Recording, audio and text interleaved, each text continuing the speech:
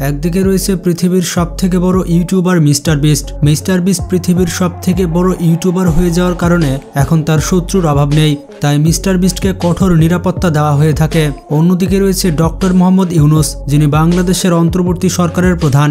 Doctor Mohammad ইউনুসের ক্ষতি করার জন্য হাজারো মানুষ বসে আছে, যার কারণে ডক্টর মোহাম্মদ ইউনুসকে ওয়ার্ল্ড ক্লাস সিকিউরিটি দেওয়া হয়ে থাকে। কিন্তু প্রশ্নটি হচ্ছে, ডক্টর মোহাম্মদ ইউনুসের সিকিউরিটি ব্যবস্থা সেরা নাকি মিস্টার বিস্টের সুরক্ষা ব্যবস্থা সেরা? এই দুইজন বিখ্যাত ব্যক্তির সুরক্ষা ব্যবস্থা কেমন? কেউ যদি তাদের উপরে আক্রমণ করে তাহলে তার কি অবস্থা হবে? আজকের এই ভিডিওতে আপনারা জানতে চলেছেন মিস্টার বিস্ট এবং ডক্টর মোহাম্মদ ইউনুসের সুরক্ষা ব্যবস্থা সম্পর্কে। ভিডিওটি অনেক ইন্টারেস্টিং হতে চলেছে, তাই শেষ পর্যন্ত দেখতে থাকুন। আর যারা যারা মিস্টার বিস্ট এবং ডক্টর ইউনুসকে পছন্দ করেন তারা এখনই চ্যানেলটি সাবস্ক্রাইব করে ফেলুন। প্রথমে আমরা জানবো মিস্টার বিস্টের সিকিউরিটি সম্পর্কে, এরপরে আমরা জানবো ডক্টর ইউনুসের সিকিউরিটি ব্যবস্থা সম্পর্কে।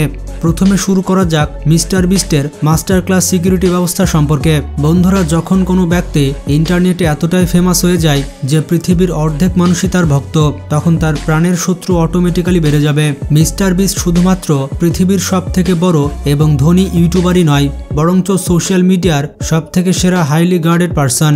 একবার সৌদি আরবের এক ব্যক্তি সৌদি আরব থেকে আমেরিকায় গিয়েছিল মিস্টার বিস্টের সাথে দেখা করতে। এরপর মিস্টার বিস্টের সিকিউরিটি টিম তাকে তার হোটেলে ধরে ফেলেছিল। তাকে জিজ্ঞেস করা হয়েছিল, তুমি আমেরিকাতে কেন এসেছো?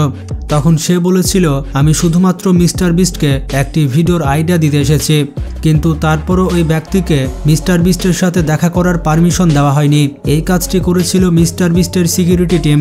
আপনারা জানলে অবাক হবেন, মিস্টার বিস্টের কাছে পৃথিবীর সবথেকে সুরক্ষিত এবং দামি দামি গাড়িগুলো রয়েছে। মিস্টার বিস্টের কাছে এমন একটি গাড়ি রয়েছে যেটি 40টি নিউক্লিয়ার ব্লাস্টের রেডিয়েশন সহ্য করতে পারে। কোনো ধরনের বন্দুকের গুলি এই গাড়ির কিছু করতে পারবে না। তাছাড়া কেউ যদি গ্যাস দিয়ে হামলা করতে চায় তাহলে এই গাড়ির মধ্যে গ্যাস মাস্ক এবং অক্সিজেন সাপ্লাইয়ের ব্যবস্থা রয়েছে।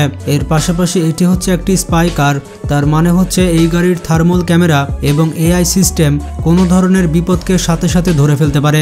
এছাড়া যদি মিস্টার বিস্টের বডিগার্ডের কথা হয় তাহলে বলা যেতে পারে, যদিও মিস্টার বিস্টের সাথে কেবলমাত্র একজন বডিগার্ড থাকে, কিন্তু আসলে ব্যাপারটি এমন নয়।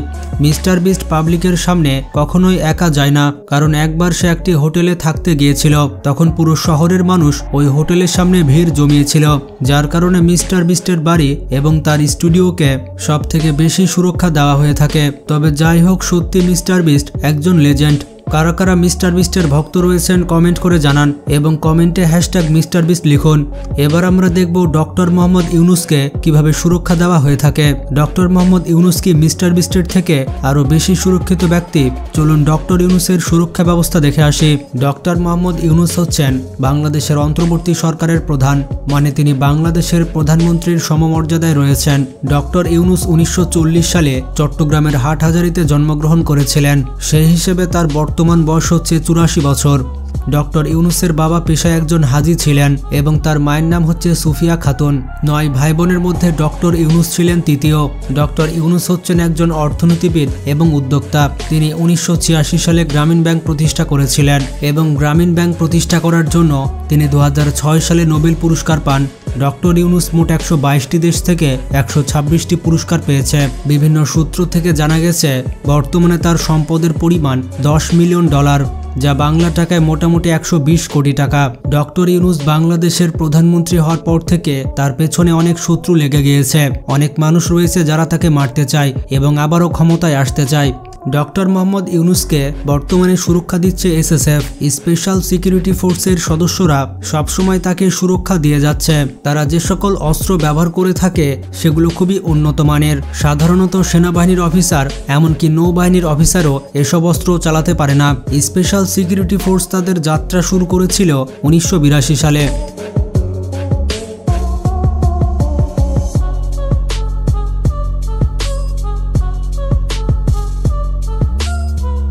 বাংলাদেশের সাবেক রাষ্ট্রপতি হোসেন মোহাম্মদ এরশাদ স্পেশাল সিকিউরিটি ফোর্স প্রতিষ্ঠা করেছিলেন।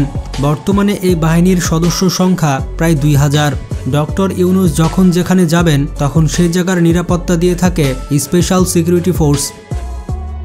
ডক্টর ইউনুস যদি কোনো জনসভায় যান তখন তার বেশ কয়েকদিন আগে থেকেই স্পেশাল ফোর্সের সদস্যরা সেই এলাকায় পৌঁছে যায় এবং সেই এলাকা পর্যবেক্ষণ করবে।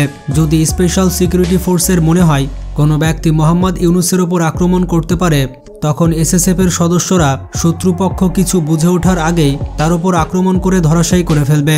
কোনো ব্যক্তিকে শ্যুট করার জন্য এসএসএফের কোনো পারমিশনের প্রয়োজন হয় না। ডক্টর ইউনুসের সুরক্ষা ব্যবস্থার অন্যতম মাধ্যম হচ্ছে গাড়ি। বর্তমানে তিনি ব্যবহার করছেন Mercedes S650 guard.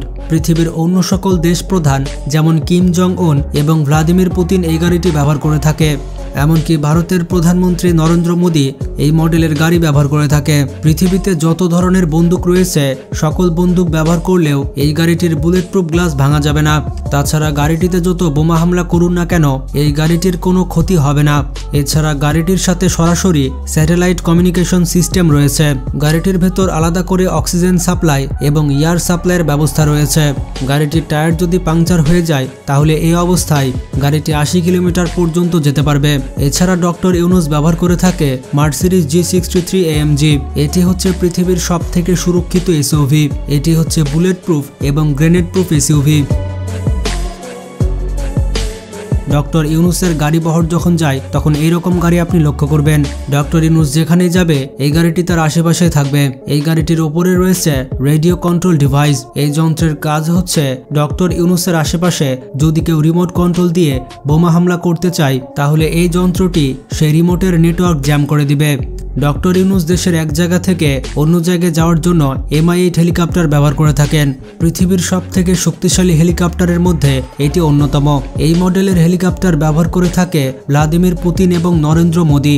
Doctor Yunus যদি দেশের বাইরে যান তাহলে তার জন্য বরাদ্দ রয়েছে বোয়িং 787 বিমান। বাংলাদেশ সরকারের প্রধান যে হবে তার জন্য এই বিমানটি বরাদ্দ রয়েছে। এটি হচ্ছে পৃথিবীর সবথেকে লাক্সারিয়াস বিমান।